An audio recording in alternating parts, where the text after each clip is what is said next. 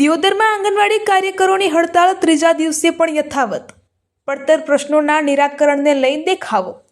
કાર્યકરોનું ultimatum, ये अभी trailer है, पिक्चर अभी बाकी है.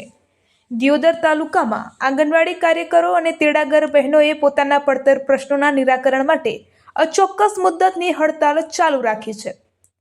હડતાળનો આજે ત્રીજો દિવસ છે.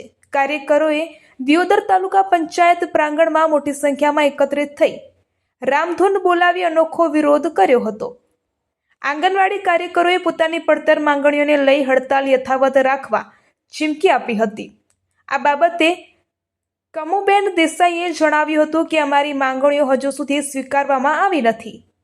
આજે ત્રીજો દિવસ છે. અમારી માંગણીઓ સરકાર નહીં સ્વીકારે તો હજુ ટ્રેલર છે, પિક્ચર તો હજુ બાકી છે. જરૂર પડશે, જ્યાં સુધી લડવું પડશે ત્યાં સુધી લડીશું.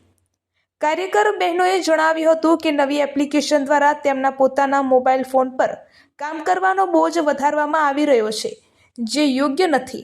આ હડતાલમાં જિલ્લા આંગણવાડી પ્રમુખ ચંપાબેન પરમાર સહિત આંગણવાડી કાર્યકરો મોટી સંખ્યામાં આ હડતાલમાં જોડાયા હતા.